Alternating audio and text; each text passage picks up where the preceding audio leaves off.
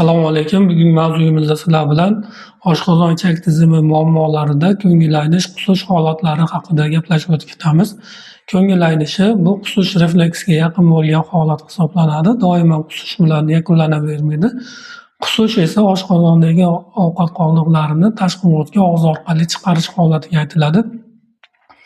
Endi bu ko'ngil aynish, qusish holatlarining bir necha sabablari bor. Ya'ni oshqozon ichak traktiga bog'liq holatda, o't yo'llari va o't pufagi bilan bog'liq holatda, undan tashqari boshqa tizim a'zo kasalliklari, ya'ni markaziy nerv sistemasi kasalliklari, dori vositalari bilan bog'liq yoki boshqa tizim a'zolarida kasalliklari bilan bog'liq holatda bo'lishi mumkin. Endi ko'ngil aynish, qusish holati eng ko'p uchraydigan sabablardan bittasi u oshqozon ichak tizimi hamda jigar o't yo'llari bilan bog'liq muammolarda yuzaga keladi. Endi bu ko'ngil aynishi hamda qusish holatlarini sabablarini ko'rib o'tib ketamiz. Ya'ni oshqozon ichakka bog'liq sabablari bu oshqozon hamda o'nik barmoqli ichak yaralari, reflyuks kasalliklari hamda yallig'lanish kasalliklari bilan bog'liq holatda ko'ngil aynish, qusish holatlari yuzaga keladi.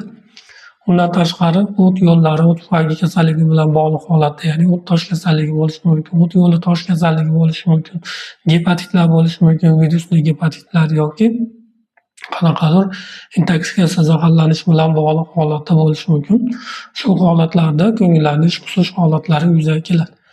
Undan tashqari markaziy nerv sistemasi hamda nevrologik holatlar bilan bog'liq muammolar yuzaga kelishi mumkin. Ya'ni markaziy nerv sistemasida bosh miya bilan bog'liq, ya'ni qusish markazlarini o'zgarishi, ya'ni bosh miyada o'sma to'lqinlar bilan bog'liq holatda yuzaga kelishi yoki vestibulyarniy apparat muvozanatni buzilishi hisobiga yuzaga kelish holatlari. Undan tashqari migren, ya'ni kuchli bosh og'riqlari hisobiga ko'ngil aynish yoki qusish holatlari yuzaga kelishi mumkin.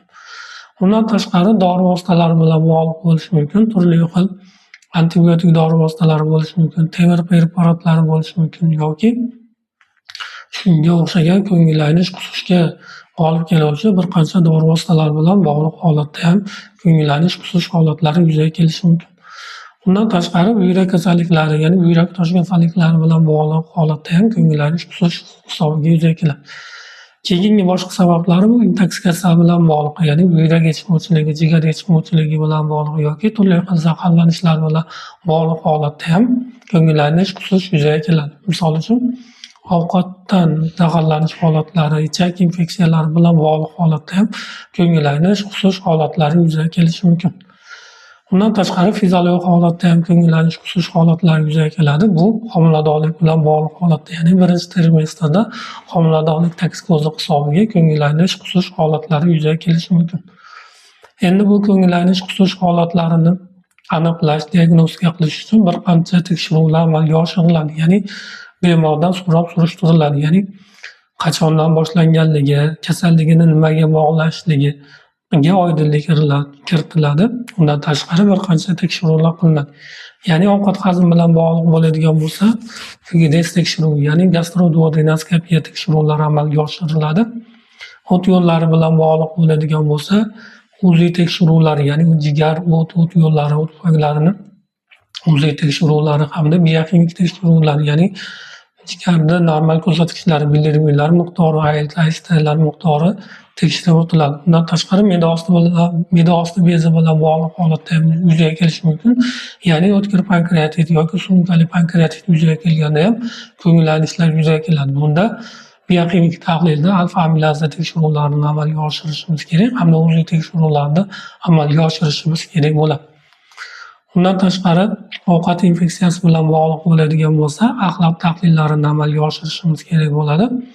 Undan tashqari homiladorlik bilan bog'liq bo'ladigan bo'lsa, UZI tekshiruvi amalga oshirish kerak bo'ladi. Hamda buyrak kasalliklari, jigar yetishmovchiligi bo'ladigan bo'lsa, bu sohalarni ham tekshirish maqsadga muvofiq bo'ladi.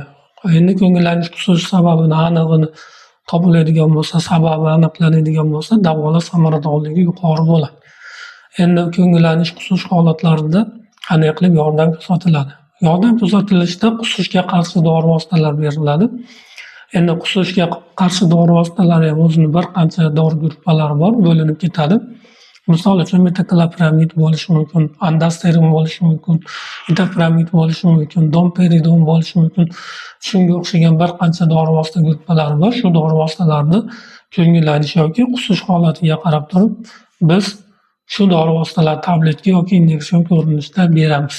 Undan tashqari agar qusish holati ko'p bo'ladigan bo'lsa, ayniqsa yosh bolalarda qusish holati yoki shunga o'xshagan holat ko'p bo'ladigan bo'lsa, suvsizlanish, ya'ni gipovolemiya holati yuzaga keladi hamda holsizlanib, quvvatsizlanib qolishi yoki hush yo'qotilish holatigacha olib borishi mumkin.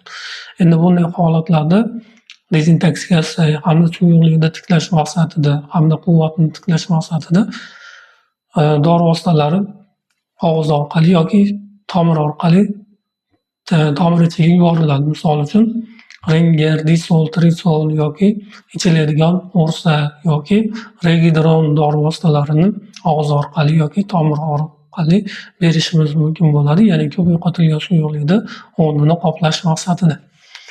Endi bu ko'ngillaynish qusishni samarali davolash uchun albatta tashxisni aniqlab olishimiz kerak, sababini aniqlashimiz kerak. Sababini aniqlaydigan bo'lsak, ko'ngillaynish qusish holatlariga samarali davolagan bo'lamiz.